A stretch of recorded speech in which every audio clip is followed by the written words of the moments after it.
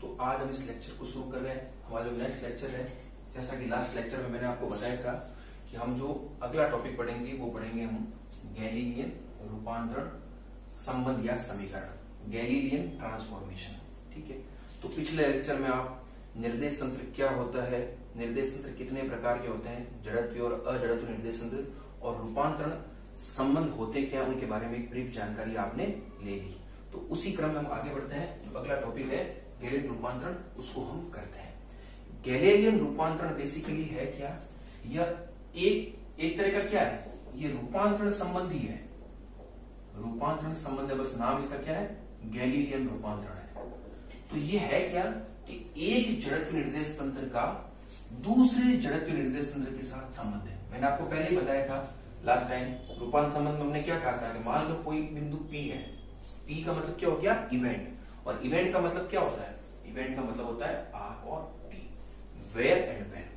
इस इवेंट को आप इस फ्रेम ऑफ रेफरेंस से मेजर करो और इस फ्रेम ऑफ रेफरेंस से मेजर करो, तो अगर आपको इस इवेंट के R का पता यानी स्थिति का पता इस निर्देश तंत्र के सापेक्ष है और आपको इसके सापेक्ष ज्ञात करना है, या वाइस वर्सा भी हो सकता है, इसके सापेक्ष ज्ञात है और इसके सापेक्ष ज्ञात करना है, तो एक के सापेक्ष ज्ञात और दूसरे के सापेक्ष ज्ञात करना हो तो आप एक संबंध और समीकरण लेकर के आओगे जिससे आप अननोन क्वांटिटी को ज्ञात कर सकते हो। तो वो संबंध क्या कहलाता है, रूपांतरण। तो गैलीलियन भी क्या है, गैलीलियन रूपांतरण भी ठीक इसी प्रकार का संबंध है, लेकिन कुछ स्पेसिफिक केस इसमें आएंगे, वो क्या उसको आप समझिए। तो पहला केस तो क्या आ गया, ये जड़त्वीय निर्देश तंत्र और दूसरे जड़त्वीय निर्देश तंत्र के साथ संबंध है। तो यानी जो ये दोनों निर्देश तंत्र वो कैसे होंगे, जड़त्वीय होंगे। तो इसकी डेफिनेशन अगर समझना हो तो क्या है, मैंने यहां लिखी है, आप इसको समझिए। यदि किसी स्थिर जड़त्वीय निर्देश तंत्र के सापेक्ष किसी कण की स्थिति ज्ञात हो तो वह रूपांतरण संबंध या समीकरण है जिनकी सहायता से उसी कण की स्थिति किसी अन्य जड़त्वीय निर्देश तंत्र के सापेक्ष ज्ञात की जा सके, वह गैलीलियन रूपांतरण कहलाता है। मैंने कुछ अंडरलाइंस की है, वो वेरी इंपॉर्टेंट है, वापस इसको सुनो और इसको समझो बड़े आराम से। तो पहला मैंने क्या कहा है कि आपको किसी कण की स्थिति एक स्थिर जड़त्वीय निर्देश तंत्र के सापेक्ष ज्ञात है, स्थिर है। इसको थोड़ा डायग्राम से आप समझिए कैसे है। मैंने क्या कहा कि पहला जो दो निर्देश तंत्र है आपके पास, पहला निर्देश तंत्र कैसा है, स्थिर है और जड़त्वीय भी है। और जड़त्वीय स्थिर हो सकता है क्योंकि मैंने आपको क्या बताया था, जड़त्वीय निर्देश तंत्र में V कांस्टेंट होता है, तो V कांस्टेंट का मतलब V इक्वल टू 0 भी हो सकता है। तो जो आपका पहला निर्देश तंत्र S है, ठीक है, जिसको मैं S कह रहा हूं, वो कैसा है, स्थिर है। कैसा है, स्थिर। और कोई मान लो इवेंट यहां घट रही है P, इवेंट का मतलब हो गया RT, तो इसके सापेक्ष यानी आपको ये R पता है। अब मान लो कोई दूसरा निर्देश तंत्र आपका S डैश है, उसके सापेक्ष इसके कोऑर्डिनेट्स क्या हो जाएंगे, R डैश और T डैश। ठीक है, तो अब आपको क्या करना है कि इस S के सापेक्ष तो आपको R पता है, अब आप एक ऐसा संबंध निकाल करके लाओगे जिसकी सहायता से आप इसी कण की स्थिति को यानी R डैश को मेजर कर सको। तो वो जो रूपांतरण संबंध या समीकरण निकल करके आएगी वो आपकी क्या कहलाएगी, गैलीलियन रूपांतरण कहलाएगी। ठीक है, तो जो मैंने अंडरलाइन की वो वेरी इंपॉर्टेंट है, फिजिक्स इन्वॉल्व है उसमें और आपको फिजिक्स को समझना है, इस डेफिनेशन को रटना नहीं है। थ्रू आउट द सिलेबस, जब तक हमारा पूरा सिलेबस चलेगा या जो पूरी क्लासेस चलेगी, चाहे साइंस का सब्जेक्ट हो, चाहे आर्ट्स का सब्जेक्ट हो, यानी ह्यूमैनिटीज का सब्जेक्ट, किसी भी प्रकार का विषय हो, उसको रटने का कम से कम प्रयास किया जाए। क्योंकि एक मिसकंसेप्शन भी रहता है कि इस सब्जेक्ट में समझना पड़ता है, उस सब्जेक्ट में रटना पड़ता है। ऐसा कोई भी मिसकंसेप्शन अपने दिमाग में ना पाले। हर सब्जेक्ट अपने आप में एक साइंटिफिक अप्रोच लिए होता है।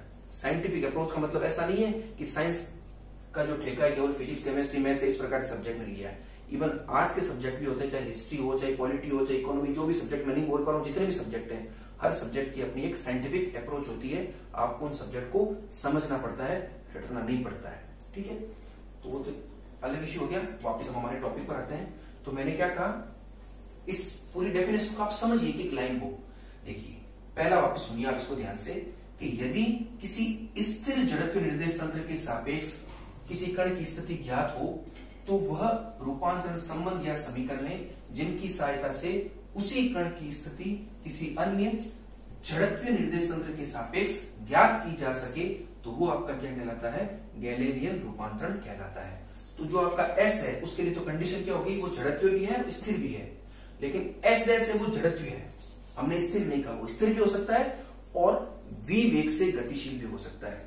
इसको आप डायग्राम से थोड़ा समझिए और वापिस, एस डैश जो है वो आपका कैसा हो सकता है, स्थिर भी हो सकता है और गतिशील भी हो सकता है, क्योंकि हमने स्पेसिफिकली मेंशन नहीं किया है। जैसे मान लीजिए आपका ये क्या है, एस है, ये तो स्पेसिफिकली मेंशन क्या है, स्थिर है, और ये मान लो आपका एस डैश है, ये v वेग से मान लो गतिशील है, तो ये v क्या है, 0 भी हो सकता है और कांस्टेंट होगा, क्योंकि जड़त्व निरंतर की परिभाषा हमने क्या लिखी थी, उस केस में v आपका कैसा आता है, इस चीज को आप हमेशा याद रखिए, कांस्टेंट आता है। कैसा आता है, कांस्टेंट। तो ये जो v है वो कैसा मिलेगा आपको, नियत या कांस्टेंट।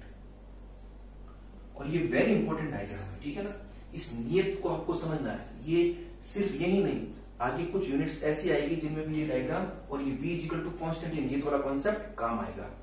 और जब कभी भी मैं आपको कोई चीज बताऊं कि ये चीजें आगे काम आएगी, तो चूंकि आपके पास पेन और पेपर तो है, तो आप तुरंत स्टार लगा करके उस चीज को अलग से नोट कर लीजिए। अगर आपको इस क्लासरूम को, जो ये डिजिटल क्लासरूम है, इसको क्लासरूम टीचिंग की तरह लेना है, तो आपको अवेयर भी रहना पड़ेगा, ठीक है। तो इस चीज को आप नोट कीजिए, डायग्राम आगे काम आएगा। डायग्राम क्या है, ये जो कॉन्सेप्ट मैंने बताया है कि जो एस एस है वो एस के सापेक्ष नियत वेग v से गतिशील है, इस चीज को आप समझिए, ठीक है। तो ये एस एस मैंने क्या लिखा था, जड़त्व है, तो जड़त्व है लेकिन स्थिर, ये 0 भी हो सकता है और नियत वेग से गतिशील हो सकता है। तो ये इस प्रकार की कंडीशन होगी। अब ये तो मैंने एक स्पेशल केस बनाया है, इसको आप और अच्छे से समझिए।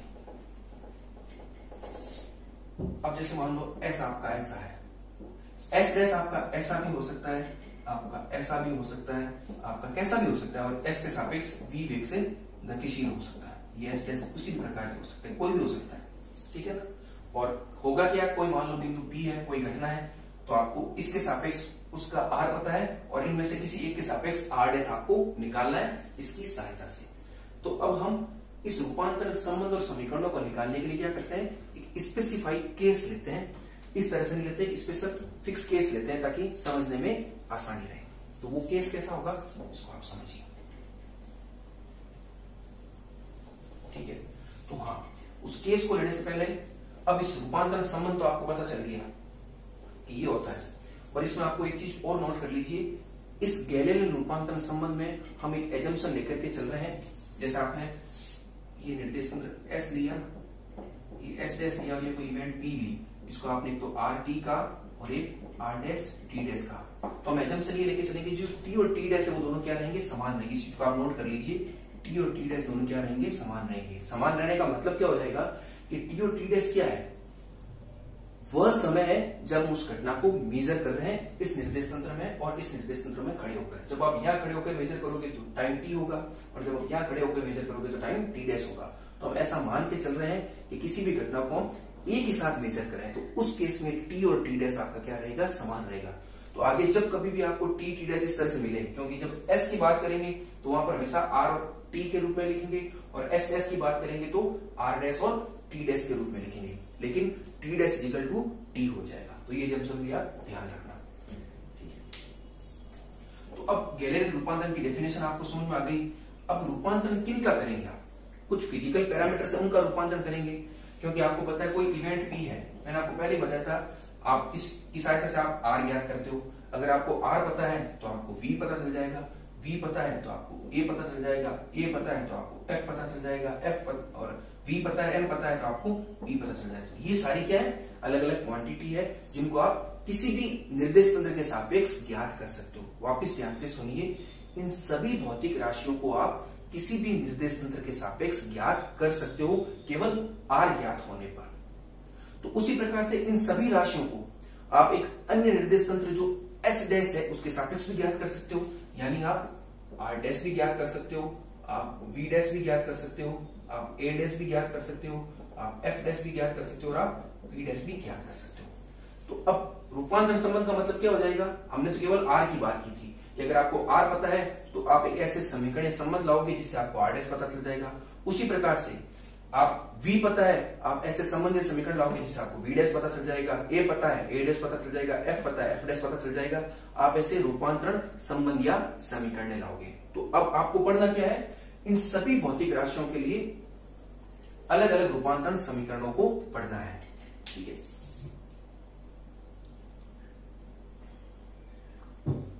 तो वन बाय वन हम स्टार्ट करते हैं, एक एक करके लेते हैं। तो जो सबसे पहले हम लेंगे वो कौन सी लेंगे? स्थिति का रूपांतरण। सबसे पहला टॉपिक हम क्या लेंगे? स्थिति का रूपांतरण। स्थिति का रूपांतरण, ठीक है ना, ट्रांसफॉर्मेशन ऑफ पोजीशन।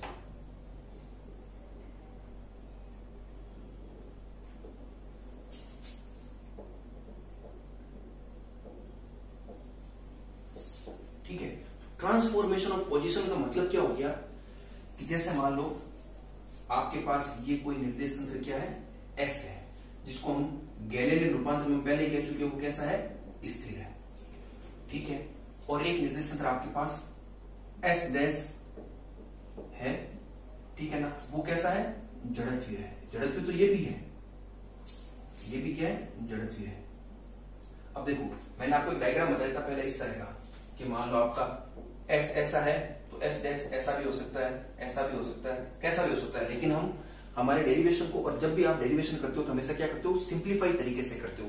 तो डेरिवेशन को सिंप्लीफाई करने के लिए क्या कर रहे हैं कि जो एस डैश है वो इस प्रकार है कि इसकी अक्षें और इसकी अक्षें आपस में क्या है? पैरेलल है। ठीक है ना, पैरेलल का मतलब क्या हो जाएगा? ये इस तरह का diagram, x axis, y axis, इधर जेड एक्सिस, पैरेलल रहेगी।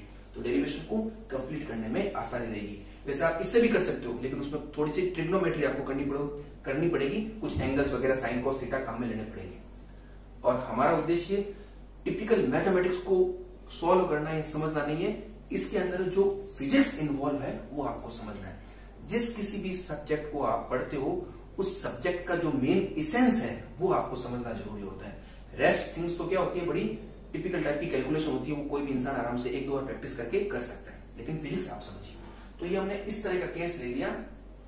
केस वापस सुन लीजिए आप, हम कैसे लेंगे कि आपका निर्देश तंत्र एस तो स्थिर है और जो एस डैश है वो एस के सापेक्ष इस प्रकार से गतिशील है कि उसकी अक्षें एस जो निर्देश तंत्र है उसकी अक्षों के कैसे है? समानांतर है। ये कंडीशन आप याद रखिए, जब भी आप इस लेक्चर को सुने और कॉपी में साथ साथ नोट्स बनाए तो इन चीजों का आप नोट करते रहिए। मैंने क्या कह दिया? वापिस डेरिवेशन को शुरू करते हैं। आपके पास एक निर्देश तंत्र एस है जो स्थिर है और जड़त्वीय है, और एक अन्य निर्देश तंत्र एस डैश है जो एस के सापेक्ष नियत वेग v से इस प्रकार एक्स अक्ष के अनुदिश, ये भी नोट कर लीजिए आप, क्योंकि ये दिशा एक्स है और ये वाई है। जो एस डैश है वो किस अक्ष के अनुदिश गति कर रहा है? एक्स अक्ष के अनुदिश गति कर रहा है। ठीक है, एक्स अक्ष के अनुदिश इस प्रकार से गति कर रहा है कि दोनों निर्देश तंत्रों की अक्षें परस्पर कैसी है? समानांतर है। ठीक है, तो ये आपकी हमने केस बना लिया। अब जब हमें स्थिति का रूपांतर निकालना है तो मैंने कह दिया, मान लो कोई एक इवेंट है, कोई इवेंट या घटना, तो आपको ये क्या पता होगा? इसका आर पता होगा और इसके सापेक्ष क्या है? आर डैश है, ये ओ डैश है और ये ओ है। इवेंट के लिए आपको आर टी और आर डैश और टी डैश, और साथ में आप कंडीशन लिख लीजिए, टी डैश इक्वल टू क्या है? आपका टी। ये तो आपको पता ही होना चाहिए। तो टी और टी डैश दोनों क्या है? सेम है। तो अब आपको क्या करना है? ये अगर ज्ञात हो तो एक ऐसा संबंध लो जिससे आप आर डैश ज्ञात कर सको, और अगर आपको आर डैश पता हो तो ऐसा संबंध लो जिससे आप आर ज्ञात कर सको। तो वही आपका क्या होगा? स्थिति का रूपांतरण होगा। तो वो अब हम संबंध निकालने का प्रयास करते हैं। वेरी इंपॉर्टेंट डेरिवेशन है, आपको समझना भी है और इसको एग्जाम में पूछा भी जाता है।